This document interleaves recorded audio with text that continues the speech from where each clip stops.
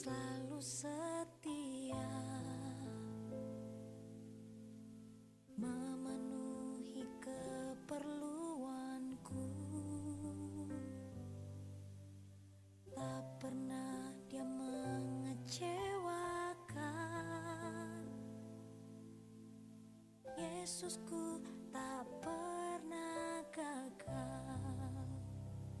Segala perkara dapat ku tangguh di dalam Dia yang memberi kekuatan.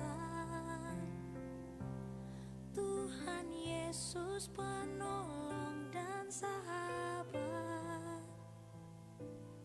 Tetap percaya Tuhan setia.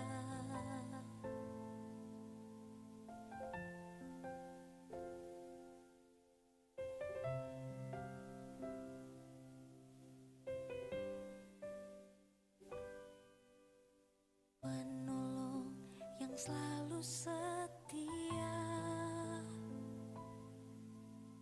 memenuhi keperluanku.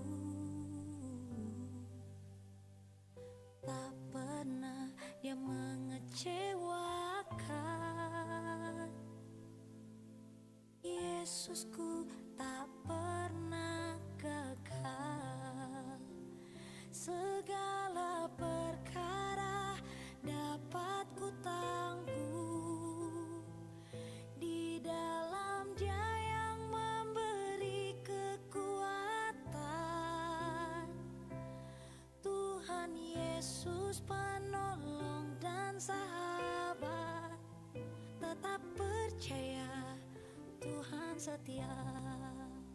Segala perkara dapat ku tangguh di dalam Dia yang memberi kekuatan. Tuhan Yesus penolong dan sahabat. Tetap percaya Tuhan setia.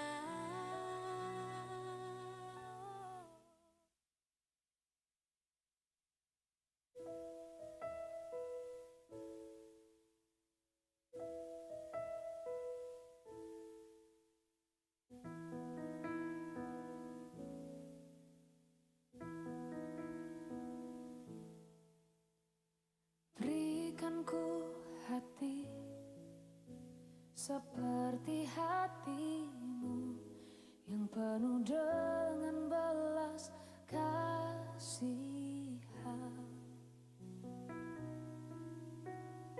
Berikan ku mata seperti matamu, memandang tuayan di sekelilingku.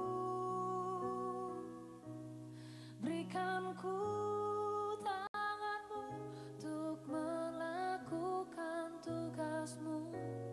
Berikan ku kakimu melangkah dalam rencanamu. Berikan ku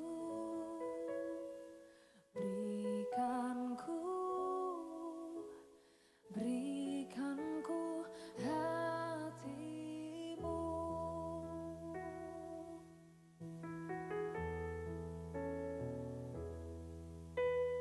Berikan ku hati seperti hatimu, yang penuh dengan belas kasihan. Berikan ku mata seperti matamu, memandang tuayan di sekelilingku. Berikan ku tanganmu untuk melakukan tugasmu. Berikan ku kakimu melangkah dalam rencanamu. Berikan ku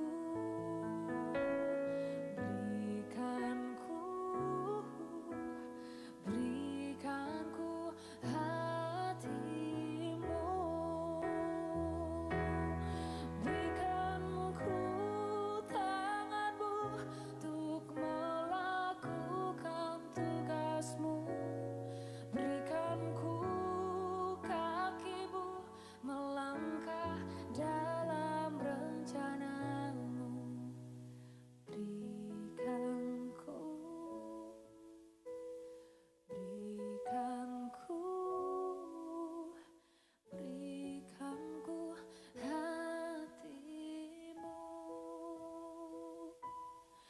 Berikan ku tanganmu untuk melakukan tugasmu.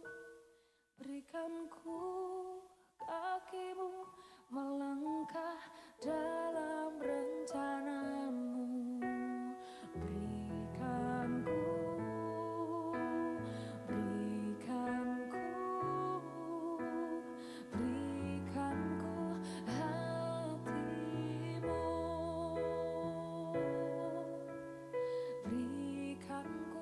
hatimu.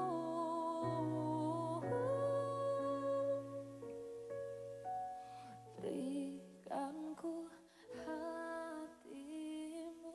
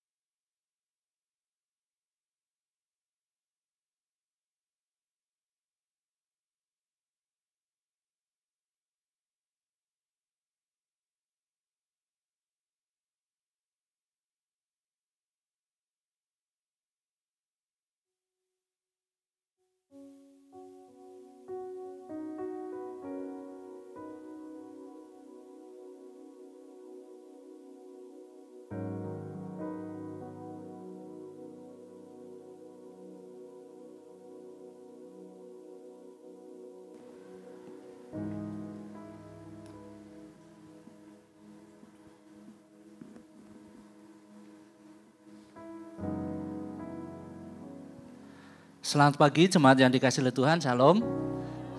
Yang ada di tempat ini maupun yang mengikuti secara streaming di YouTube dan di radio. Saya mengucapkan selamat mengikuti ibadah yang kedua dari REK Lokal Ngindan. Jemaat yang dikasihi oleh Tuhan, saya mengundang semuanya bangkit berdiri. Saya mengajak kita untuk sekali lagi datang kepada Tuhan. Mari kita menundukkan diri di hadapannya. Kita mengucap syukur. Mengucap syukur untuk anugerah yang Tuhan berikan kepada kita. Kita bisa menikmati ibadah kita pada saat ini.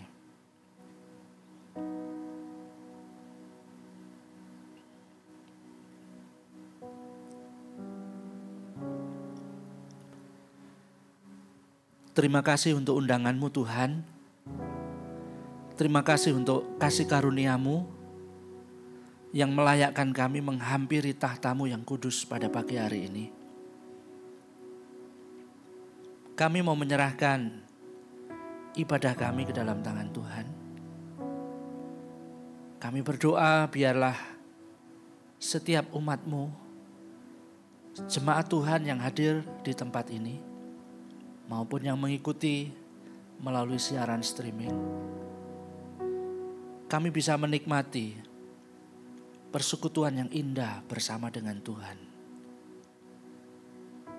Tuhan, kami mau memuji nama-Mu.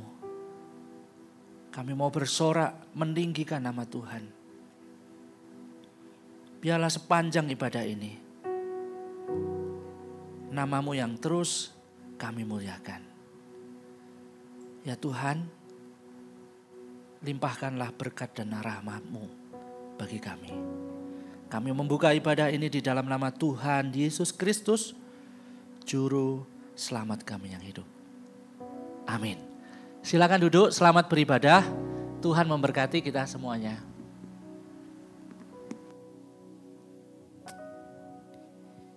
Shalom Bapak Ibu Jemaat yang terkasih. Kristus mengundang setiap kita yang letih, lesu, dan berbeban berat untuk datang kepadanya. Sebab Ia sendiri yang akan memberikan kelegaan kepada setiap kita. Mari kita bersama-sama datang di hadapan Allah kita yang setia.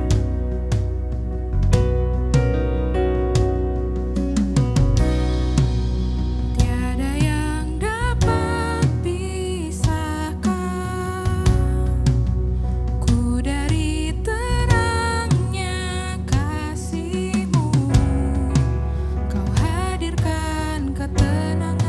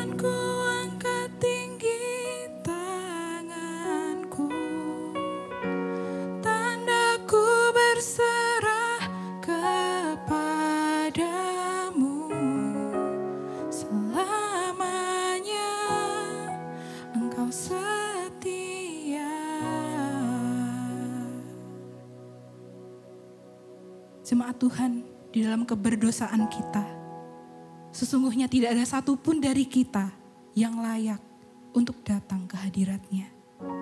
Akan tetapi Allah menunjukkan kasih-Nya kepada kita oleh karena Kristus telah mati untuk kita ketika kita masih berdosa.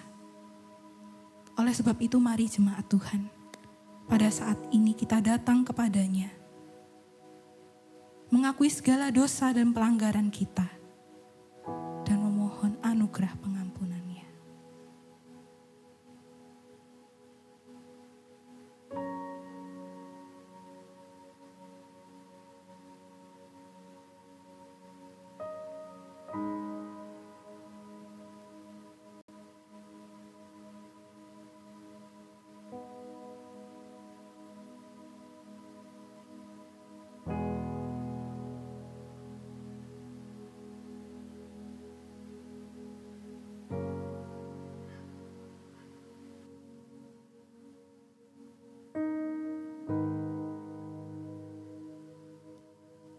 Allah Bapa kami yang bertahta di dalam kerajaan surga yang mulia, sungguh kami mengucap syukur Tuhan atas anugerah-Mu yang terus menopang hidup kami.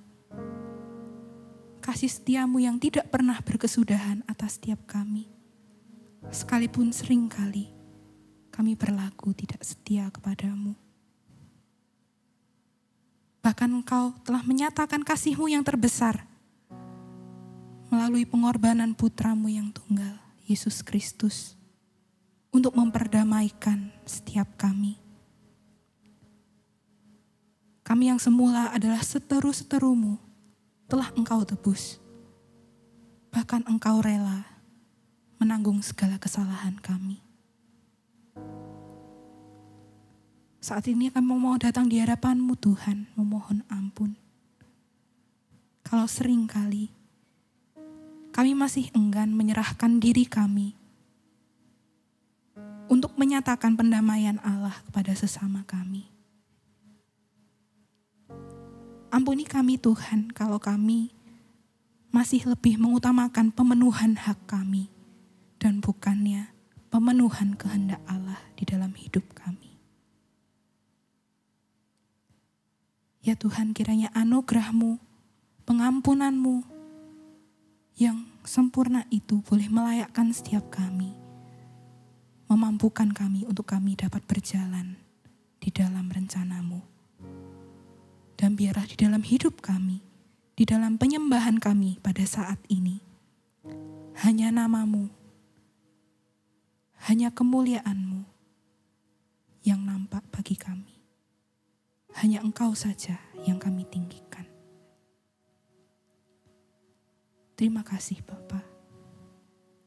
Di dalam nama Tuhan Yesus Kristus, Allah dan penebus kami yang hidup, kami telah berdoa.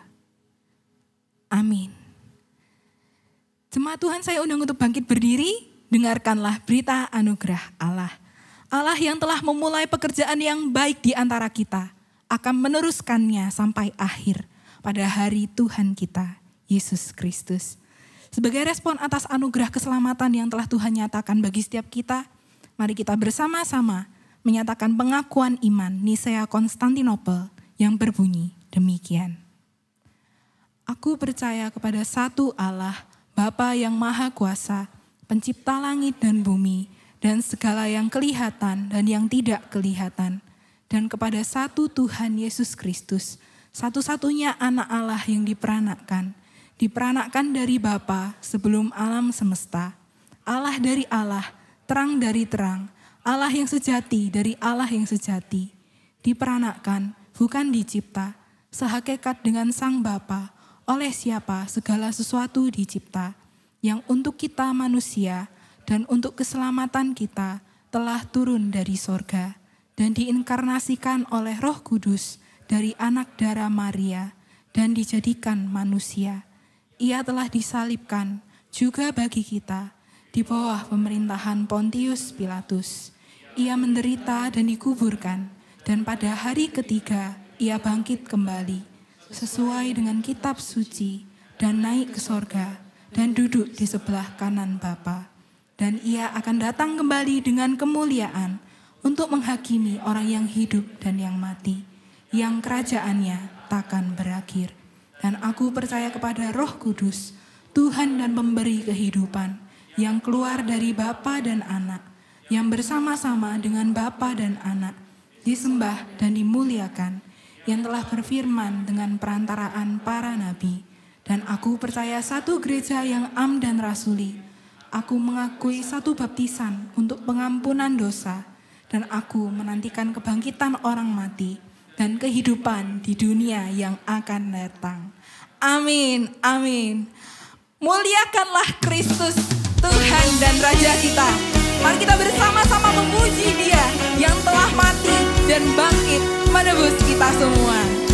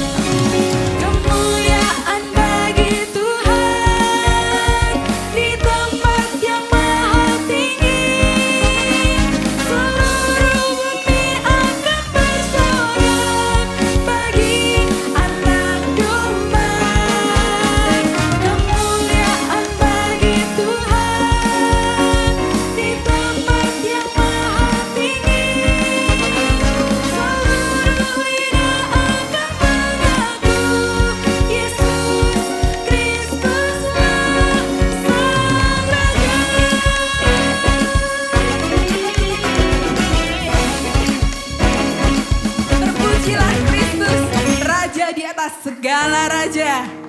Tuhan yang telah menebus setiap kita juga akan terus menuntun hidup kita. Mari kita bersama-sama berpegang teguh kepada janji-Nya. Bila badai hidup menerpamu dan cobaan pun datang mengganggu, hanya satu janji harapanmu,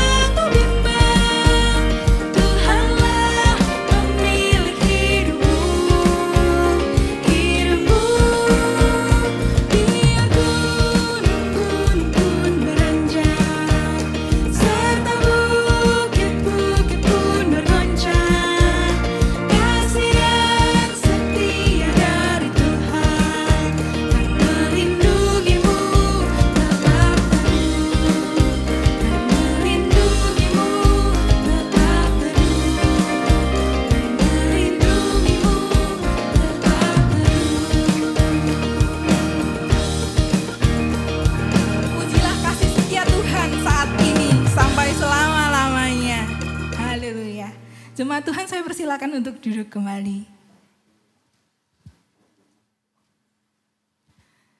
Jemaat yang terkasih, Allah yang telah memperdamaikan dirinya dengan kita, juga mempercayakan berita pendamaian itu kepada setiap kita. Kiranya firman Allah terus meneguhkan dan menguatkan kita, supaya kita boleh menyatakan pendamaian Allah bagi orang-orang yang ada di sekitar kita.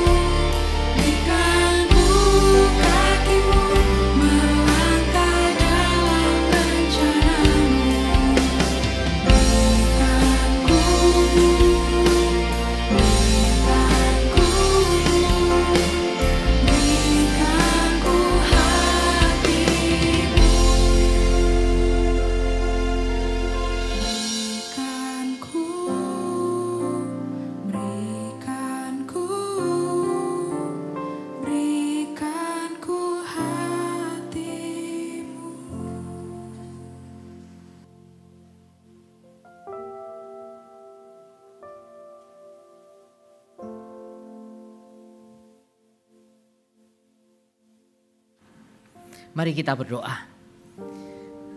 Kiranya pujian ini boleh menjadi kerinduan kami senantiasa.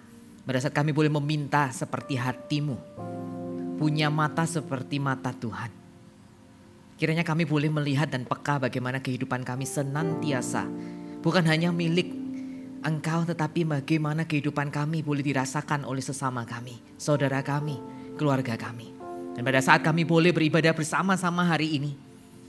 Kiranya kami boleh belajar apa yang Tuhan mau dalam kehidupan setiap kami. Terkhusus pada minggu hari ini. Kami mau belajar bagaimana menjadi agen-agen rekonsiliasi. Menjadi rekonsiliator, agen-agen perdamaian, pembawa berita Injil. Dan menghidupi Injil itu. Bantulah setiap kami. Di dalam nama Tuhan Yesus Kristus. Kami berdoa. Kami siap menjadi pembelajar dan juga pelaku firman. Amin. Terima kasih. Selamat pagi. Shalom.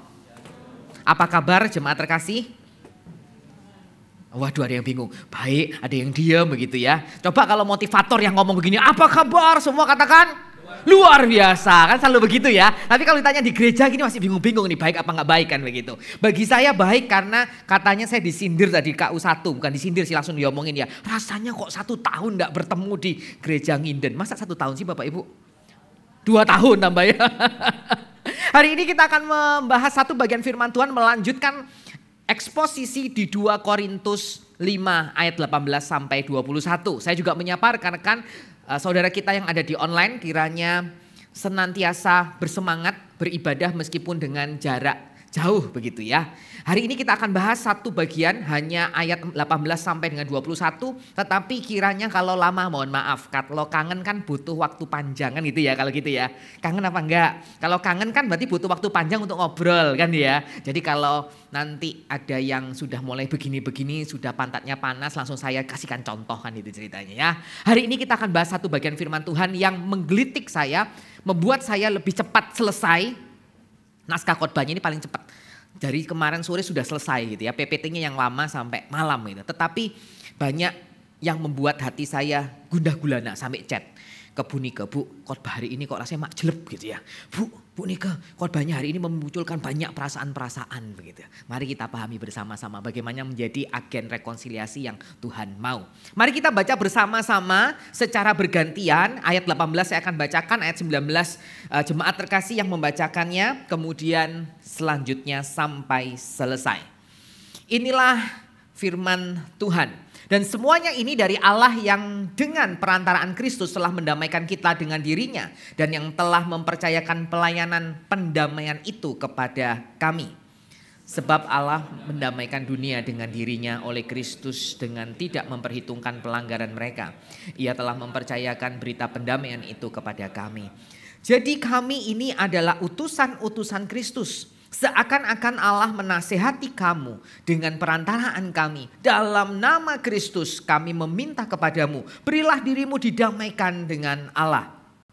Dia yang tidak mengenal dosa telah dibuatnya menjadi dosa karena kita, supaya dalam Dia kita dibenarkan oleh Allah. Demikian bacaan firman Tuhan, makin cinta Tuhan, makin cinta firman-Nya. Kan itu ya. Mari kita pahami terlebih dahulu sebelum kita membahas apa sih yang dimaksud dengan agen reconciliator itu. Tetapi kita pahami terlebih dahulu bagaimana konteksnya Paulus. Kok bisa Paulus menuliskan ayat 18 sampai 21 begitu ya. Kalau kita nonton film drama Korea kan harus tahu ceritanya kayak apa. Betul enggak? Saya lagi nonton film, saya suka film silat-silat gitu loh. Ya, silat-silat terus pakai kostum-kostum gitu ya. Saya lagi nonton namanya itu Fated Hurt. Oh ya, ada 2 yang akhirnya jatuh cinta padahal dulu bermusuhan gitu kan. Cocok ya dengan ini kan agen rekonsiliasi. Yang bermusuhan jadi saling cinta katanya gitu. Yang saling cinta jadi bermusuhan, nanti ceritanya nanti gitu ya. Nah konteksnya apa dulu nih gitu ya. Saya suka film-film begitu kenapa? Saya tahu ini yang jahat siapa nih ya, wajahnya siapa, yang licik-licik siapa. Mendingan wajah seperti saya ya, licik-licik beneran kan itu ceritanya ya. Daripada wajah ketok ganteng tapi ternyata licik beneran. Nah hari ini kita akan mau bahas Paulus ngomong ini pada saat kapan. Saya menuliskannya begini. Di konteks 2 Korintus, Paulus itu bukan lagi sedang jaya-jayanya. Tetapi di titik terlemahnya sebagai seorang rasul.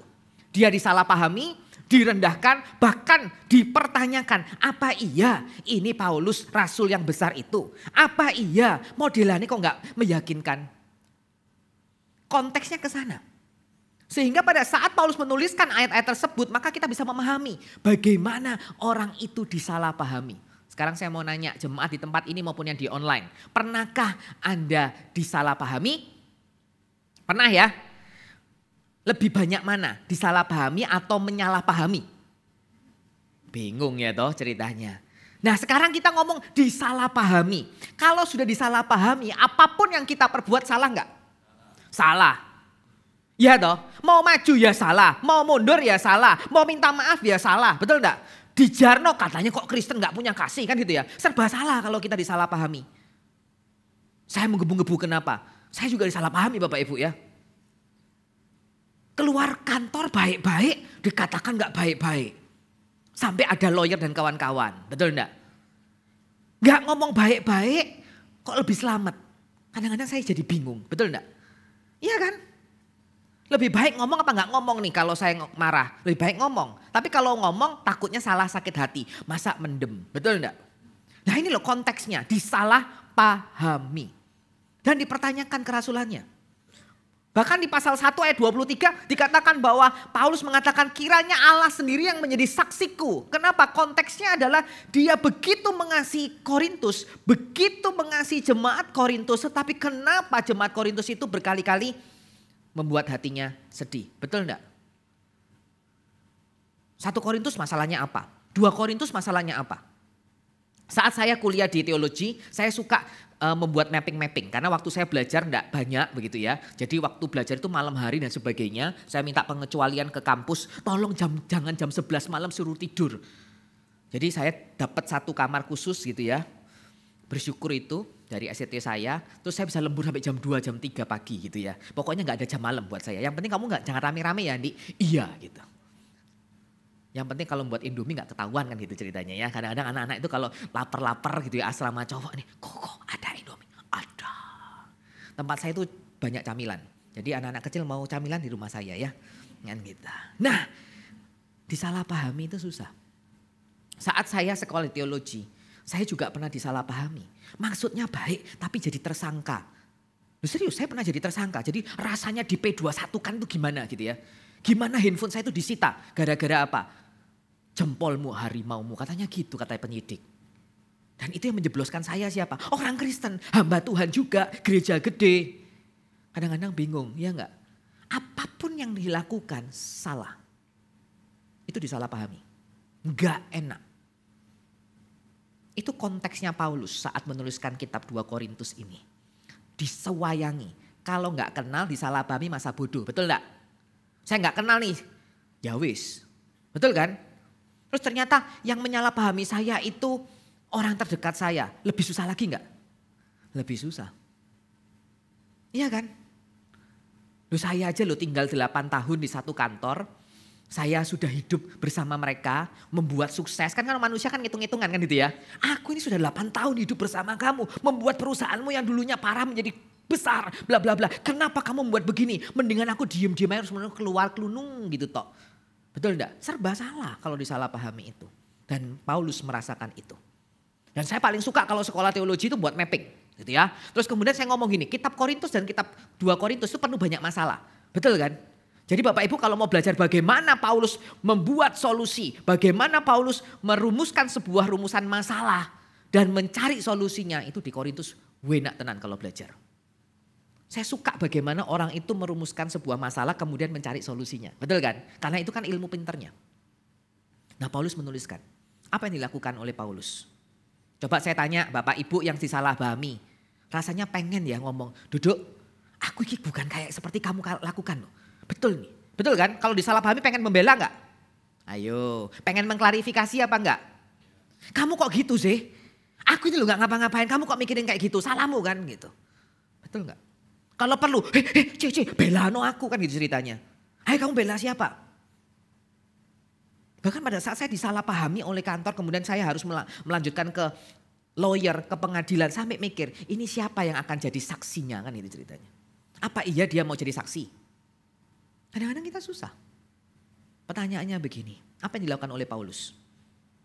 Membalas? Tidak, betul enggak? Paulus tidak membalas. Alih-alih membalas, Paulus di pasal 2 ayat 14 dikatakan apa? Dengan kami dikuasai, kasih Kristus menguasai kami. Kemudian berujung kepada ayat 16, ayat 17 apa yang dikatakan? Kita ini ciptaan baru. Kalau dulu aku itu menggunakan standarnya manusia untuk menilai manusia. Sekarang enggak, aku enggak menggunakan standar itu. Aku menggunakan standarnya Tuhan. Dia bisa mengatakan bahwa dan jikalau kami tidak lagi menilai seorang juga pun menurut ukuran manusia. Kalau toh yang lalu kami menggunakan sekarang enggak lagi. Jadi siapa yang ada di dalam Kristus ia adalah ciptaan baru. Yang lama sudah berlalu sesungguhnya baru datang. Pertanyaannya kok bisa ya? Saya mikir-mikir kalau saya jadi Paulus. Anggap aja nanti saya 70 tahun, 80 tahun masih panjang umur. Semoga masih teman-teman saya masih banyak gitu ya. Kalau kesepian ya lebih baik jangan panjang umur kan gitu ya ceritanya. Betul enggak? Saya akan jadi Paulus apa enggak ya? Disalahpahami tetap bisa memberikan kasih itu apa tidak ya? Akhirnya saya menemukan jawaban seperti ini. Di ayat 14 tulis, sebab kasih Kristus yang menguasai kami. Kata menguasai, saya bisa mendefinisikannya dengan kalimat didesak dari segala sisi. Jadi kayak dipush begitu loh, didesak gimana ya. Rasanya tuh kita dituntun habis-habisan. Pokoknya kamu harus lewat ini Andi, pokoknya harus lewat ini Paulus, pokoknya begini gitu. Didesak habis-habisan dari segala sisi. Sehingga kasih Kristus diterjemahkan dia tidak lagi membalas tetapi mengasihi. Kata menguasai begitu. Didesak dari segala sisi. Oleh kasih Kristus. Sehingga nggak kaget kalau Paulus bisa mengatakan aku ini nggak seperti yang dulu lagi. Aku ini ciptaan yang baru. Aku ini begini, aku ini begini. Sehingga kalimat yang saya tuliskan di sini adalah cara pandang yang benar melahirkan keputusan dan aksi yang benar. Masuk akal nggak? Kalau cara pandangnya kita benar, keputusannya itu melahirkan yang benar. Aksi yang benar. Serunya KU1 itu apa? Setelah selesai KU1, terus bapak-bapak itu kongko-kongko gitu ya. Yang cewek-cewek kongko-kongko, makanya saya nggak bawa bicap tapi bawa kacang kan gitu ya. Biar kongko-kongkonya makin dahsyat kan gitu ya ceritanya. Terus ditanyain salah jemaat, di. Kan saya ini konsultan pajak Bapak Ibu ya. Ditanyain gini, gimana Menteri Keuangan yang baru gitu kan. Heboh. Saya bilang begini, saya belum bisa menilai. Dituntut lagi, loh ya apa dua bulan masa gak bisa menilai. Saya bilang begini, terlalu banyak ekspresi. Betul enggak? Ekspresi kalau dinilai bisa saja jadi salah. Jangan nilai ekspresinya, nilailah esensinya apa. Meskipun ekspresi itu penting. Betul kan? Meskipun ekspresi itu penting tapi kita susah menilai ekspresi. Esensinya apa? Saya bilang begitu, Menteri Keuangan yang baru ini. Bisa melawan ini, ya apa gitu ya. Lah aku bilang keputusannya kayak apa kan belum ada kok. Betul enggak? Mau bela yang mana? Saya bilang begitu. Nah Paulus juga memikirkan hal yang tepat. Dia tidak mempusingkan bagaimana para jemaatnya itu tidak menghormati dia. Tetapi dia memiliki cara pandang yang benar sehingga melahirkan keputusan dan aksi yang benar. Saya nulisnya begini, di warna yang kuning. Kasih Kristus bukan hanya menyentuh Paulus. Tapi kasih itu menekan Paulus, menguasai Paulus, menuntun arah seluruh hidupnya. Tidak ada ruang kosong bagi Paulus untuk hidup untuk dirinya sendiri. Tetapi dia ngomong kasih Kristus itu bahkan menekan, menguasainya. Yuk kita baca bareng-bareng bersama-sama kalimat ini. 1, 2, 3. Orang yang sudah didamaikan dengan Allah akan didesak oleh kasih itu untuk menjadi rekonsiliator bagi orang lain. Coba bayangkan anak kecil nih, coba nih bocah ini ya. Oke, biar kamu gak ngantuk ya kan. Coba kamu tuh disalah-salahkan terus sama mama papamu. Kamu ini, kamu ini, kamu ini. Saya nanya sekarang, anak itu akan lebih mudah untuk menyalahkan orang lain atau tidak? Lebih mudah, karena aku sering disalahkan ya, aku ingin menyalahkan orang lain. Betul dong? Betul ya? Tetapi pada saat dia didamaikan, ya sudah kamu enggak bisa dapat nilai 100 enggak apa-apa, nilai 98 aja ya kan itu ceritanya. Didamaikan dengan nilai, didamaikan dengan temannya, didamaikan dengan hubungan dengan siapa. Maka dia bisa merasakan sebagai orang pendamai, rekonsiliator. Jadi pada saat Paulus memahami bahwa kasih Kristus itu mendesak dia dari segala sisi. Maka gak kaget kalau dia itu merasakan damai sejahtera daripada Allah. Dan damai itu akan membawa dia menjadi rekonsiliator. Pertanyaannya kok bisa sehebat itu? Kok bisa sama-sama Kristen, sama-sama mengalami cinta kasih Kristus tapi beda caranya, betul gak? Ya toh kita kan sama-sama nih, sekian puluh orang ini sama-sama Kristen kan? Sama-sama mengalami kasih Kristus kan? Tapi bisa jadi esensi kehidupan kita itu bisa berbeda-beda. Bisa jadi ekspresi kita berbeda. Bisa jadi kehidupan kita dengan Kristus berbeda.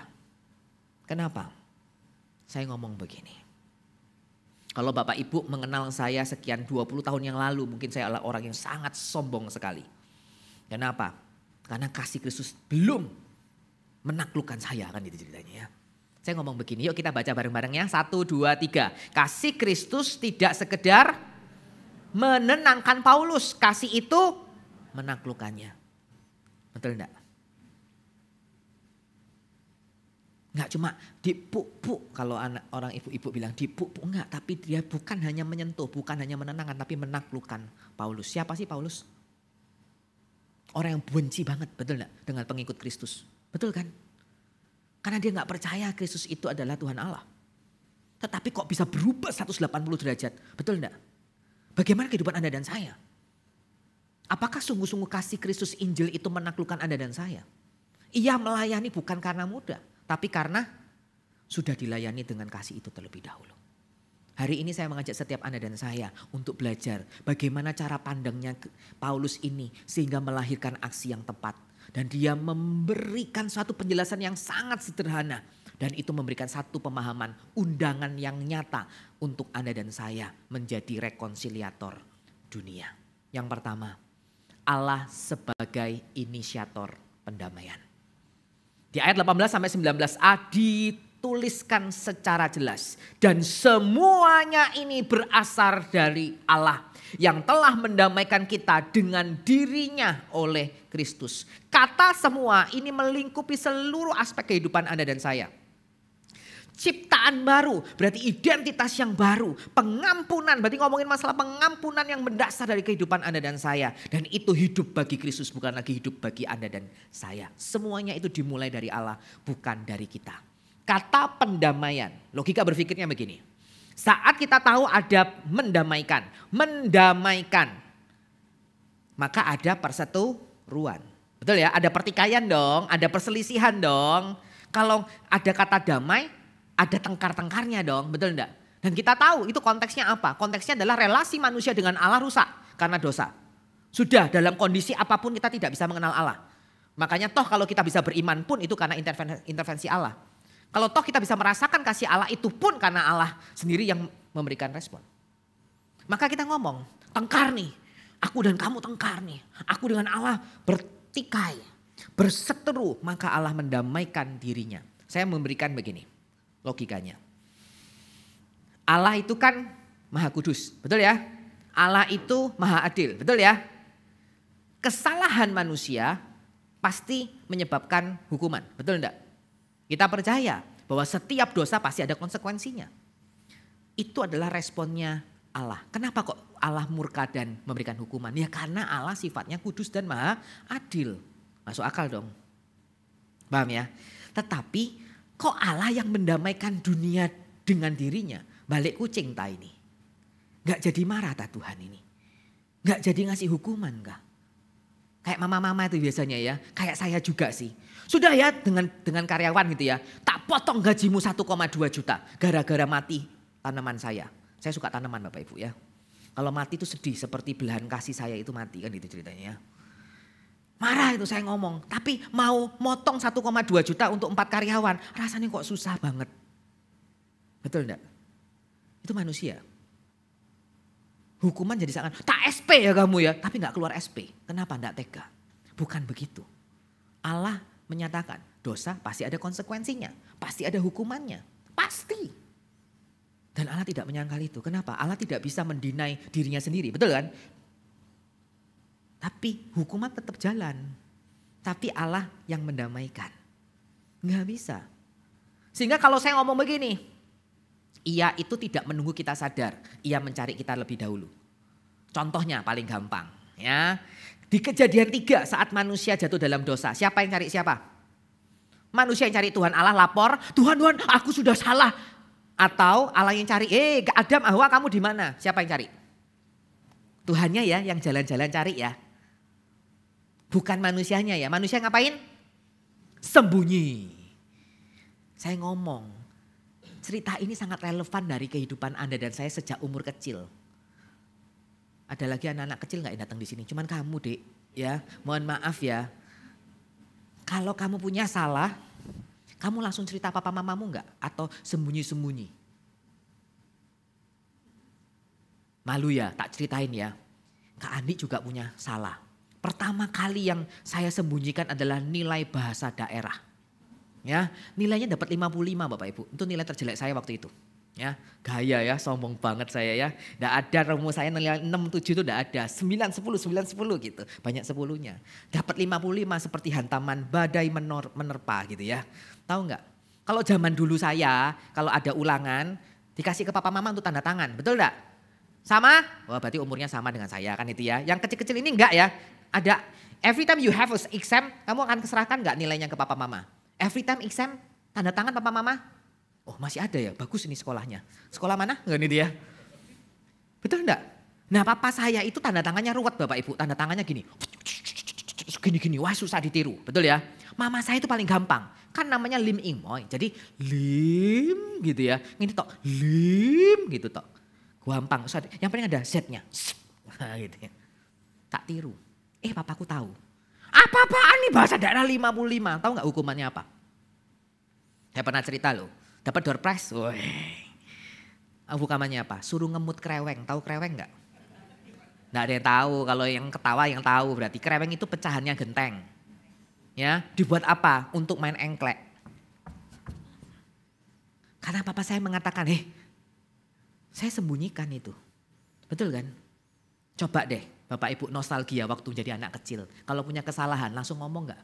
Bapak, mama aku punya salah. Enggak, diem-diem. Saya sama koko saya itu paling sering bertengkar gitu ya. Saya bilang, wis ya, aku nangis kamu nangis toh. Gitu ya. Gak usah bilang papa mama ya. Kenapa? Kalau udah bilang pasti kita kasih tambah hukuman, betul enggak? Betul kan? Naturnya kayak begitu ya manusia ya. Terus kalau udah ketahuan salah-salahan. Sama kan? Adam nyalahin Hawa, Hawa nyalahin si ular. Sudah kambing hitam dari dulu sudah ada kan itu ceritanya. Nah ini konteksnya. Coba bayangkan saya terus kemudian siapa nih yang jadi contoh pengurus saja ya. Ko Willy gitu ya, kita bertengkar keras. Kalau saya adu jotosan kalah, dia gede ya, saya kan kecil kan ini ya. Kalau suara mungkin saya menang kan itu ya. Terus kemudian Kak Vena datang, sudahlah Ko Willy, Andi ayo ngambil jalan tengah, betul enggak? Kalau proses mendamaikan di dunia itu kan kayak gitu konteksnya, betul kan? Cari win-win solution, cari jalan tengah, betul kan? Sekarang saya nanya, kalau konteksnya win-win solution jalan tengah itu kita pakai, bisa enggak? Dalam dosa. Bisa enggak? Allah turun tengah, manusia naik setengah, bisa enggak? Nggak bisa.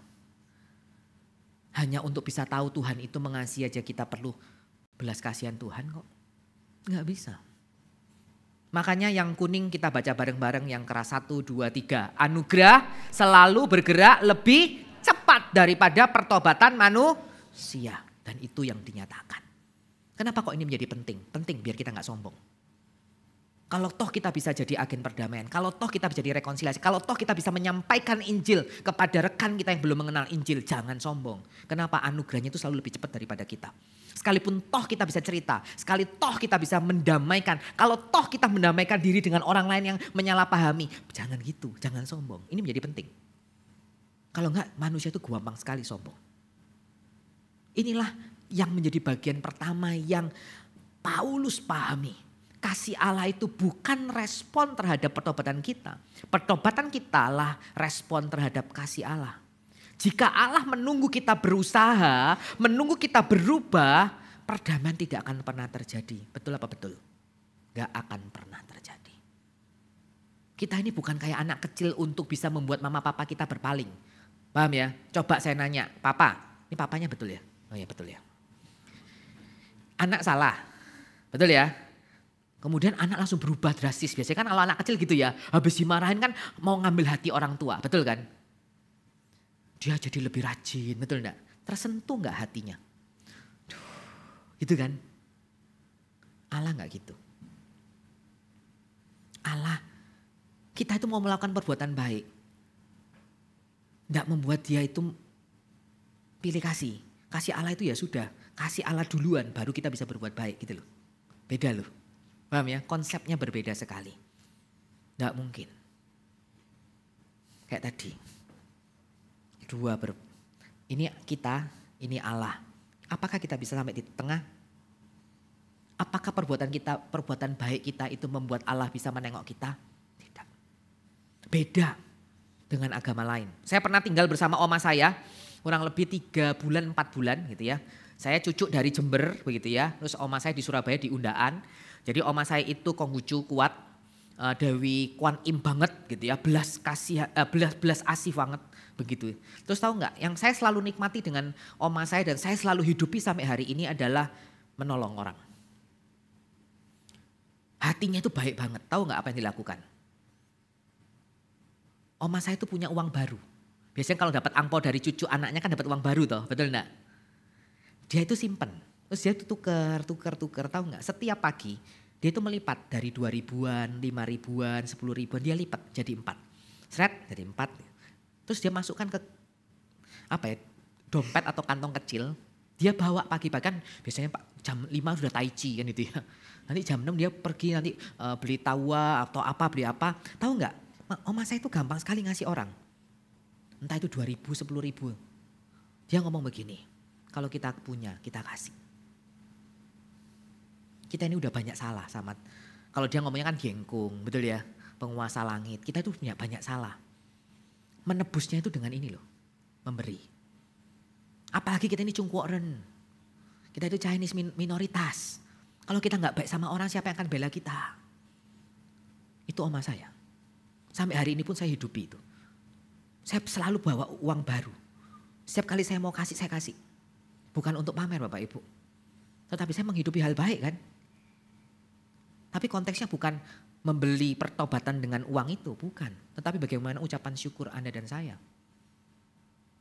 Makanya selalu mengatakan kalau menolong orang lain harus titik, jangan koma. Betul kan? Kalau menolong orang lain titik. Mau yang ditolong itu kurang ajar, yang mau ditolong itu enggak perhatian sama kita, ya sudah. Kita enggak boleh hitung-hitungan. Itu oma saya yang enggak kenal Kristus. Tapi kehidupannya penuh dengan belas kasihan. Beda loh dengan agama kita, beda dengan Injil kita. Tuhan enggak butuh itu, Tuhan yang datang. Kalau toh kita bisa melakukan kasih itu karena Tuhan dulu yang ngasih kita. Mari kita pahami, Paulus punya cara pandang yang benar. Dia tahu. Dia dilibatkan dalam utusan Kristus. Kenapa? Karena Allah mendamaikan terlebih dahulu. Allah itu korban bukan sih? Dalam konteks dosa Allah itu korban, betul enggak? Betul kan? Tetapi korban itu yang mendamaikan Anda dan saya. Biasanya yang korban itu yang sering susah, betul enggak? Playing victims gitu kan, biasanya kan gitu. Tapi ini korbannya yang mendamaikan. Saya ngomong, pada saat saya hari ini bisa khotbah, saya mempergumulkan 2 kasus Bapak Ibu. Terkait dengan kantor saya, satu terkait dengan teman pelayanan saya yang menyalahpahami saya. Yang sampai akhirnya saya nggak digubris sampai hari ini. Saya bilang, ya apa caranya Tuhan ya mendamaikan. Dan Allah punya cara yang luar biasa. Dia menghantarkan Kristus sebagai mediator pendamaiannya. Manusia itu tidak bisa. Tidak bisa langsung ke Allah. Allah juga punya sifat yang kudus dan maha adil dan kebenaran. Tidak mungkin bisa langsung ke manusia yang penuh dengan dosa. Maka yang terjadi adalah hukuman tetap hukuman. Kasih tetaplah kasih. Maka Kristus menjadi mediator pendamaian. Makanya Paulus mengatakan melalui perantaraan Kristus Allah mendamaikan dirinya dengan dunia. Reconciliation means that in Christ God absorbed the full consequences of human sin so that justice and mercy could embrace. Coba tadi ya, Allah kan tidak bisa tuh ke manusia yang penuh dengan dosa, betul ya? Dosa tetap ada hukumannya, betul gak? Tetap. Maka apa yang dilakukan? Ya wes, Allah itu mengambil seluruh konsekuensi dosanya manusia. Manusia gak pernah menanggung sedikit pun. Dalam konteks proses keselamatan, Allah mengambil ini semua agar Allah tetap mencerminkan keadilan dan pengampunan kepada manusia. Kalau nggak ada Kristus, nggak ada itu. Kalau nggak ada Kristus, nggak ada perdamaian. Pelanggaran kita diperhitungkan menjadi pelanggaran Kristus. Kebenaran Kristus diperhitungkan menjadi kebenaran kita. Salah satu penafsir menuliskan, this is the great exchange in the world. Ada yang mau nggak? Saya yang salah, Anda yang menanggung. Mau nggak? Saya nanya, Anda yang salah, saya yang menanggung. Mau nggak? Saya yang salah, ibu yang menanggung. Mau nggak? Tergantung ya masalahnya apa kan itu. Betul enggak? Iya kan? Ada yang mau nggak? Suami istri. Coba saya tanya, yang salah suami mengambil keputusan, terus hutang bank. Terus kemudian istri harus menanggung, gimana? Mau nggak? Kamu ini loh Pak, kok bisa sih Pak? Gak inget anak butuh duit. Kan gitu ya ceritanya. Betul enggak? Itu suami istri loh. Saya berikan contoh yang nyata. Saya lagi handle satu kasus terkait dengan harta gono gini, istri yang bercerai, suami istri yang bercerai. Saya ngomong, sebelum-sebelumnya. Kalian ini loh pernah jatuh cinta dan mengatakan I love you. Betul enggak? Iya toh? Sekarang kalau udah pisah, no I love you. Aku love kamu kan itu ceritanya. Betul enggak? Loh iya, dulu surat cinta, sekarang surat somasi. Loh serius Bapak Ibu, saya ini belum menikah tapi ngurusi sudah ini kasus ke-18 gitu ya. Nanti kalau sampai di persidangan ini rekor 18 belum menikahan itu ya, tapi ngurusi harta gono gini suami istri. Saya ngomong, kamu aja loh buat ngurusi satu somasi, itu klien saya bayar 60 juta. Satu somasi. Saya bilang, terus aku ngecas kamu apa ya? Saya ini cuma konsultan pajaknya loh Bapak Ibu, tapi ngurusin kayak begituan. Terus saya bilang, konteksnya. Coba deh, kan kamu pernah cinta, terus cerai. Ya wis toh tinggal duduk bareng, mana hutangmu, mana hutangku, kan itu ya. Kalau ini hutang bersama tinggal bagi dua dong, betul enggak? Ya kan? Kalau ini asetku, ya asetku, asetmu ya asetmu, betul enggak? Enggak Bapak Ibu. At the end tidak seperti itu. Ini suami istri yang pernah menyatakan I love you. Betul ya? Tapi Tuhan Allah mengatakan apa? Kamu seteruku, manusia penuh dengan dosa, musuhku. Tetapi pelanggaran yang kamu lakukan kutimpakan kepada anakku yang kukasihi. Kebenaran anakku kasih ke kamu. Ada yang seperti itu? Ada yang seperti itu di dunia ini? Adakah?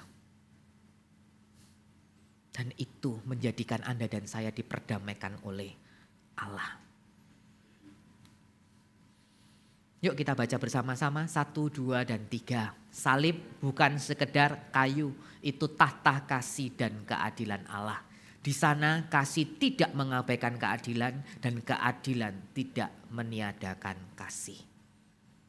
Di kayu salib kasih ilahi menang tanpa mengorbankan keadilan ilahi. Bagaimana Anda dan saya?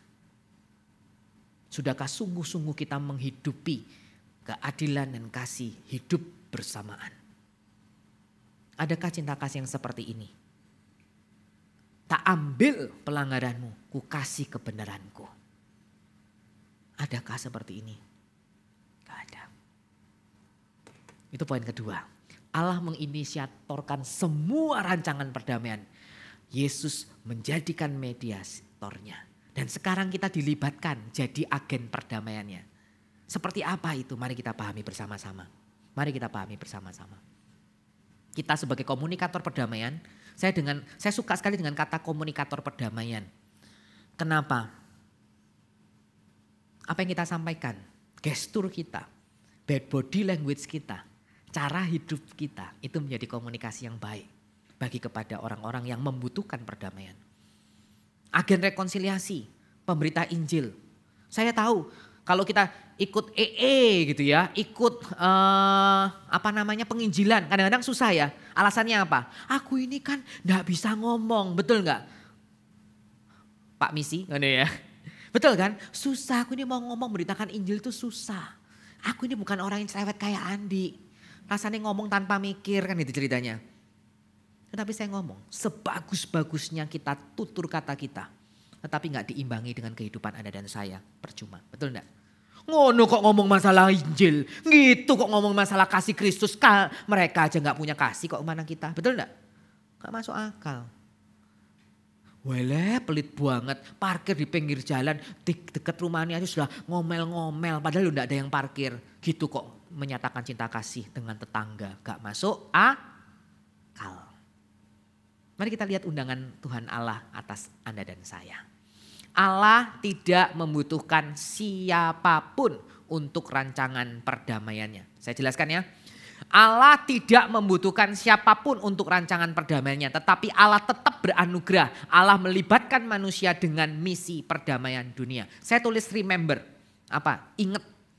Jangan pernah sombong. Kalau toh Tuhan izinkan Anda dan saya menjadi komunikator perdamaian. Jangan sombong. Karena Allah sebenarnya gak butuh Anda dan saya. Betul enggak? Untuk mendirikan kerajaan Allah di tempat ini. Allah gak butuh manusia. Tetapi Allah dengan anugerahnya melibatkan Anda dan saya. Jadi kalau ada undangan pelayanan boleh nolak apa enggak? Kok diam semua ini? Kalau ada undangan pelayanan boleh nolak apa tidak? Itu bukti cinta kasih Allah. untuk membawa Anda bersama-sama dengan saya untuk melayani Tuhan. Itu ajakan. Tapi apa yang terjadi? Jangan aku, teratur mundur. Betul tidak? Itu yang terjadi. Dengan demikian saya berlogika begini. Orang yang pernah direkonsiliasi bisa menjadi rekonsiliator. Betul enggak? Logis dong. Orang yang pernah dimaafkan bisa menjadi memaafkan. Betul kan? Itu tanggung jawab Anda dan saya. Itu undangan Tuhan. Sudah, intinya kan begitu, agen perdamaian. Kalau kita pernah didamaikan oleh Allah, bahkan kita ini pasif, didamaikan. Pasif loh, kita gak ngapa-ngapain loh. Allah yang aktif. Bagaimana Anda dan saya dengan orang lain? Konteks pasif. Biarkan Allah mendamaikan kamu. Kiranya kamu didamaikan dengan Allah. Itu semuanya pasif. Itu menunjukkan bagaimana pendamaian itu bukan proyeknya manusia tetapi respon terhadap undangan Allah. Kalau begitu, mari kita berdamai dengan segala usaha kita yang ingin usaha kita yang di depan. Tetapi kita melupakan Allah di belakang kita. Pendamaian bukan berarti meniadakan kebenaran, itu yang harus kita ingat. Tetapi membawa kasih ke tengah-tengah kebenaran. Ingat ya, jangan cuma cari win-win solution tapi mengabaikan kebenaran. Sudahlah yang penting damai, salah. Paham ya? Salah. Kenapa? Karena pendamaian bukan berarti meniadakan kebenaran. Buktinya apa? Salib. Meniadakan kebenaran? Enggak. Dalam apapun kebenaran tetaplah kebenaran. Allah gak bisa menjadi tidak benar. Gak cukup bagi Anda dan saya cuma dikatakan kamu orang benar. Tapi bagaimana Anda bisa menghidupi kebenaran itu tadi? Kita baca bersama-sama. 1, 2, 3. Orang yang telah didamaikan tidak mungkin hidup dengan membiarkan kebencian. Hanya orang yang sudah dipeluk oleh kasih Allah yang senantiasa berusaha memeluk sesamanya sekalipun musuhnya. Saya rindu kalimat yang kedua dibacakan secara lantang, dipahami. 1, 2, 3. Hanya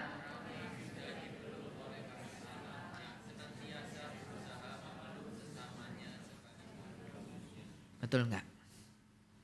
Anda siapa sih? Kita siapa sih di hadapan Allah? Kita dulu musuhnya loh.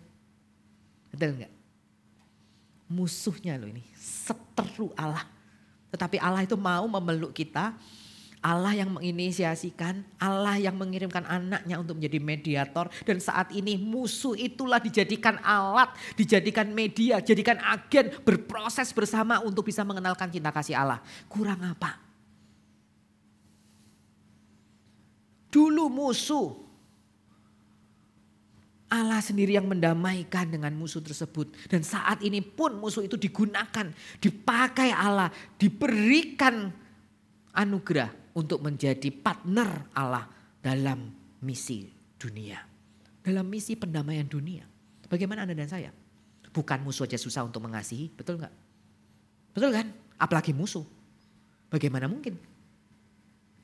Menjadi berbeda dengan kita aja susah untuk kita bisa mendamaikan. Untuk menjadi agen penengah aja susah. Kadang-kadang kita itu keluar daripada ranah masalah. Aku gak ikut-ikut, aku gak ikut-ikut. Betul enggak? Bagaimana mungkin Anda bisa menjadi agen perdamaian? Disalib Allah tukar tempat dengan kita. Yang kudus menjadi najis, supaya yang najis menjadi kudus. Luar biasa enggak Bapak Ibu? Salib bukan akhir cerita. Tapi awal dari pendamaian tidak akan pernah berakhir. Ada amin? Yes.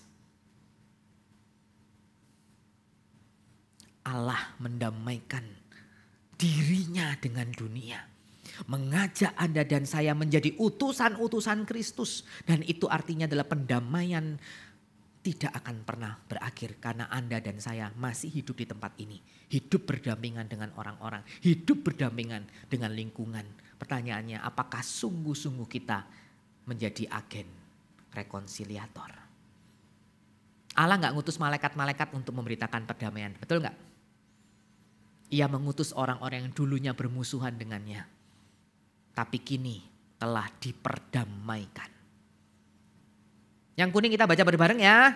Menjadi, jangan cuma dibaca tok, dipahami gitu ya. 1, 2, 3. Dunia tidak akan percaya bahwa Allah itu mengasihi sampai mereka melihat kasih itu hidup di antara umatnya. Tidak masuk akal. Dengan saudara sendiri, dengan keluarga sendiri, dengan orang lain. Kita tidak mengungkapkan kasih itu, mana mungkin mereka percaya bahwa Tuhan Allah yang kita sembah adalah Tuhan yang penuh dengan kasih. Ya toh? Betul enggak? Percuma kalau kita dicap kebenaran. Kita adalah agen-agen kebenaran tapi kalau kita nggak hidup dalam kebenaran. Percuma kalau kita itu dianggap sebagai anak Allah yang penuh kasih. Karena Allah penuh kasih kalau kita tidak menunjukkan cinta kasih itu. Boro-boro mau menjadi pembawa berita Injil. Boro-boro kita ngomongin masalah agen reconciliation. Kalau kita sendiri tidak bisa direkonsiliasi untuk orang lain. Nggak mungkin dong.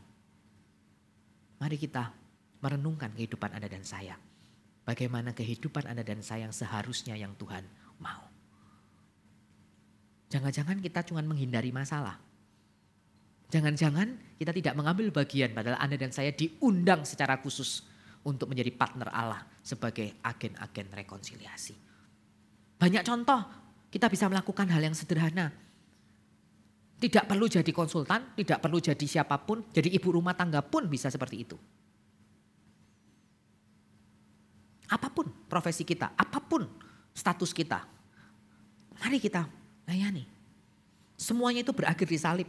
Di sana Kristus menggantikan kita. Di sana dosa kita habis dan kebenarannya diberikan. Di sanalah Allah mendamaikan dunia dengan dirinya. Dan dari sana itulah kita diutus kembali ke dunia yang hancur. Pertanyaannya, maukah Anda dan saya? Dengan segala keterbatasan, dengan segala keunikan Anda dan saya. Mari kita berjuang bersama-sama. Mari kita berjuang bersama-sama. Ada amin? Mari kita berdoa. Ambil waktu sejenakmu jemaatku. Bagaimana kehidupan yang Tuhan mau dalam setiap kehidupan kita. Kiranya boleh diendapkan. Kalau hari ini kita diingatkan bahwa setiap Anda dan saya dipanggil secara khusus untuk menjadi utusan-utusan perdamaian. Menjadi agen-agen rekonsiliasi dunia. Kiranya kita boleh meneladani apa yang Tuhan Allah lakukan. Menjadi inisiator, menjadi mediator. Dan akhirnya memakai setiap Anda dan saya sebagai partner kerja. Sungguh itu adalah anugerah. Seberapa susahnya Tuhan pasti paling lebih susah. Dia adalah korban, dia sekaligus inisiator perdamaian. Tidak ada satupun yang bisa melebihi daripada itu. Mari kita berdoa meminta belas kasihan Tuhan. Tuhan, inilah kami semua, anak-anak-Mu. Terima kasih kami diingatkan. Seberapa cinta kasih-Mu yang tak terukur, tidak berujung. Menjadikan kami pun sebagai utusan-utusan perdamaian. Pada saat kami boleh memahami dan boleh tahu bahwa kami bukan sebatas follower of Christ, tetapi kami adalah duta-dutanya Allah. Maka kiranya Tuhan berbelas kasihan sehingga kehidupan kami bisa menjadi duta-duta yang sangat efisien, efektif dan real bagi kehidupan setiap kami. Dimanapun kami berada. Bertemu dengan siapapun. Tuhan izinkan kami menjadi agen-agen itu. Sehingga kerajaan Allah, sehingga Allah yang penuh kasih itu bisa dirasakan oleh orang di luar kami. Dan mereka boleh kenal Tuhan Yesus Kristus. Bantulah kami Tuhan. Ampuni segala kelalaian kami. Ampuni segala pengabaian kami. Dan kiranya kami boleh berkomitmen, Tuhan inilah kami, pakai kami untuk menjadi agen misi perdamaian dunia. Terima kasih Tuhan, terima kasih.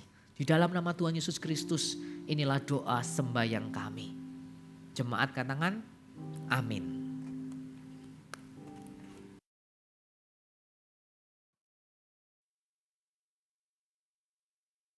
Menurut kerelaan hatinya, jangan dengan sedih hati atau karena paksaan. Sebab Allah mengasihi orang yang memberi dengan sukacita. Jemaat yang terkasih, kini tiba saatnya bagi kita untuk mempersiapkan persembahan sebagai ucapan syukur atas anugerah Tuhan bagi kita. Jemaat dapat memberikan persembahan secara tunai melalui amplop kuning yang telah dibagikan di awal ibadah, lalu dimasukkan ke dalam kotak persembahan berwarna hitam setelah selesai ibadah. Jemaat juga dapat memberikan persembahan secara non-tunai melalui transfer atau scan kris ke rekening yang tertera di layar. Sambil mempersiapkan persembahan kita, selamat menyaksikan Warta Gereja minggu ini. Shalom, welcome to Reform Exodus Community. This is our church, this is our home. Kami ucapkan selamat datang bagi Anda yang baru bergabung hari ini. Jika Anda ingin lebih mengenal REX, silahkan dapat menghubungi nomor berikut ini.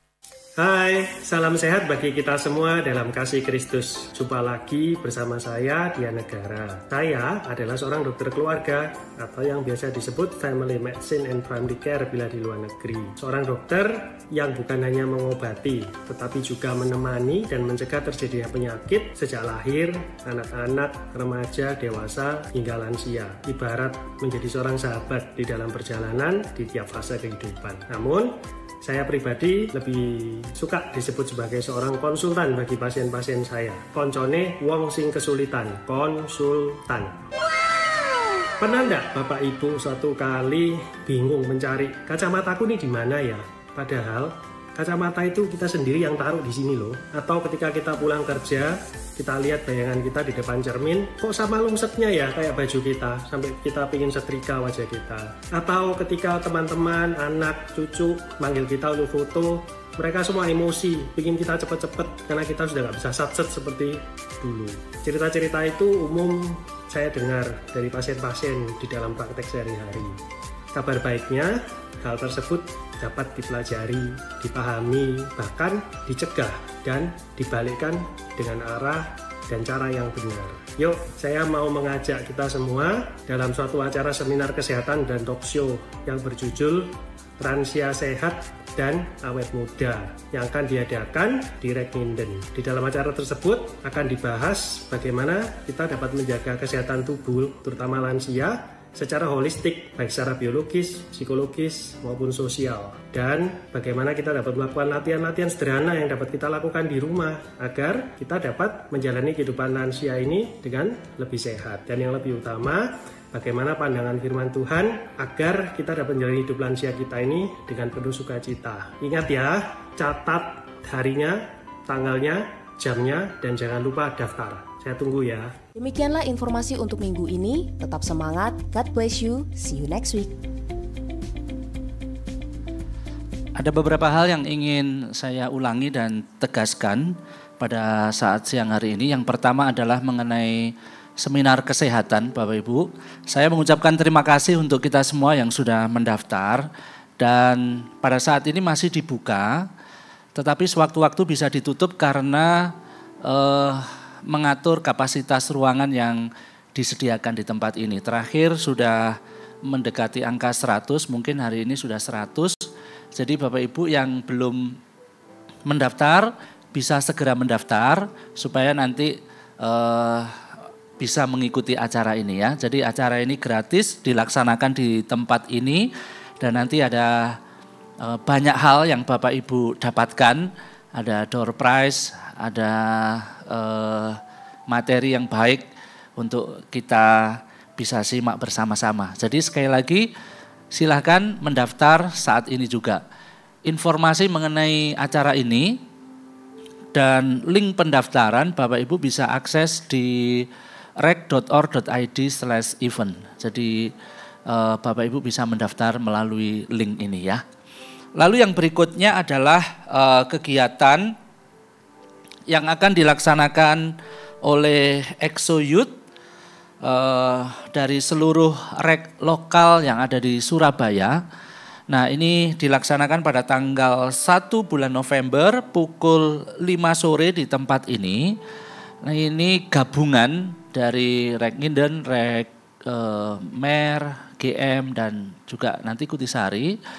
Nah, temanya adalah menghidupi iman Kristen di tengah panggilan dan pekerjaan. Menghidupi iman Kristen di tengah panggilan dan pekerjaan. Pembicaranya adalah Pak Yakub dan rekan-rekan muda tidak perlu mendaftar, silakan langsung datang ke tempat ini ya, di lantai 3, di tempat ibadah ini. Pada tanggal 1 November, itu hari Sabtu pukul 5 sore. Lalu yang terakhir Bapak Ibu, kami mengucapkan selamat untuk Saudara Andreas dan Saudari Yista yang memasuki rumah tangga baru, kemarin diberkati di Gereja Betel GBT Kasih Kristus Anugerah Karangpilang. Jadi kita terus berdoa untuk Saudara Andreas. Jadi Saudara Andreas mungkin ada yang belum tahu. Jadi Saudara Andreas adalah pelayan di tempat ini, biasanya melayani di Lighting, dan dia juga adalah anak dari almarhum Ibu Nunu ya. Ibu Nunu yang dulu adalah jemaat yang sangat setia di tempat ini. Nah, itu saja yang ingin saya sampaikan pada saat ini.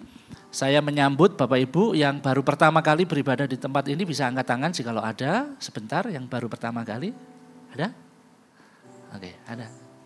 Oh, oke. Ya, selamat datang ya. Tuhan memberkati, kami sangat senang menyambutnya. Aster bisa memberikan notes untuk yang baru pertama kali datang. Baik, mari saya mengundang semuanya bangkit berdiri Bapak Ibu. Mari kita berdoa bersama-sama. Kita akan berdoa yang pertama untuk pemerintahan dalam meningkatkan penyerapan tenaga kerja. Lalu yang kedua kita juga berdoa untuk seluruh jemaat yang mengambil bagian di dalam pelayanan di gereja kita di tempat ini. Mari kita berdoa. Tuhan, pada siang hari ini kami menyerahkan persembahan kami ke dalam tangan Tuhan.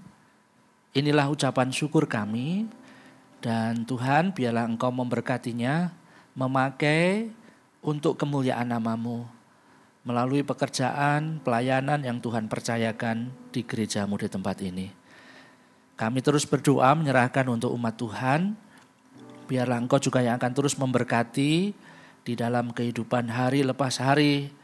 Kami berdoa menyerahkan ya Tuhan untuk pekerjaan, keluarga, pelayanan anak-anak-Mu. Mari Tuhan, di tengah-tengah kelemahan kami, Engkau yang akan memberikan kekuatan. Kami bersyukur ya Tuhan, jikalau sampai saat ini kami masih bisa melihat penyertaan Tuhan tidak pernah berhenti dalam kehidupan kami. Terima kasih. Pada saat ini kami berdoa, menyerahkan untuk bangsa negara kami.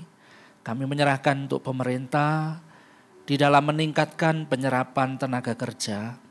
Kami berdoa untuk setiap kebijakan-kebijakan secara khusus yang berkaitan dengan perekonomian, yang berkaitan dengan usaha. Biarlah Tuhan yang akan menolong pemerintah memberikan kebijakan yang melonggarkan para pengusaha, mengembangkan usaha pekerjaan sehingga lapangan pekerjaan boleh terbuka dan ini menyerap tenaga kerja ya Tuhan. Kami berdoa menyerahkan pemerintah, biarlah Tuhan yang akan memberkati. Kami juga berdoa pada saat ini menyerahkan untuk seluruh jemaat Tuhan yang Tuhan undang, yang Tuhan libatkan di dalam pelayanan di gereja ini. Biarlah Engkau juga yang akan menolong kami. Kami sungguh bersyukur Tuhan memberikan kesempatan bagi kami. Siapalah kami, orang-orang yang tidak layak melayani-Mu, tetapi Tuhan melayakkan kami. Bahkan Tuhan mengundang kami, memberi kesempatan kepada kami untuk melayani-Mu. Kami bersyukur ya Tuhan, dan kami terus menyerahkan kami semua para pelayan Tuhan. Kiranya Tuhan yang akan menolong dan menopang kami. Terima kasih ya Tuhan. Inilah doa ucapan syukur kami yang kami naikkan di dalam nama Tuhan Yesus Kristus, Juru Selamat kami yang hidup. Amin.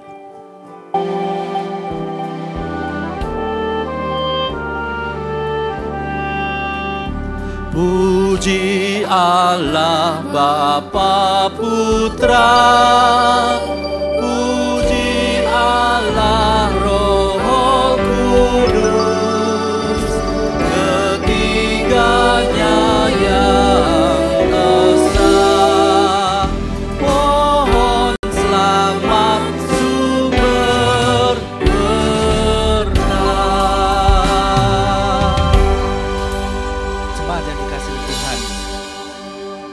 Arahkanlah hatimu kepada Allah Tritunggal yang akan menolongmu, yang akan membimbingmu hari lepas hari. Dan terimalah berkat dari Allah Tritunggal itu.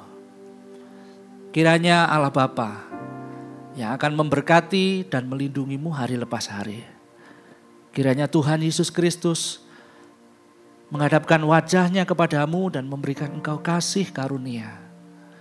Kiranya Allah Roh Kudus yang telah dimeteraikan di dalam hatimu, memberimu ketenangan, memberimu sukacita, memberimu hikmat, petunjuk hari lepas hari. Kiranya Allah Roh Kudus itu juga yang akan memberikan kekuatan dan penghiburan. Kiranya segala hal yang baik dan manis dari Allah Tritunggal dilimpahkan bagimu dan terimalah semuanya di dalam nama Tuhan Yesus Kristus. Amin.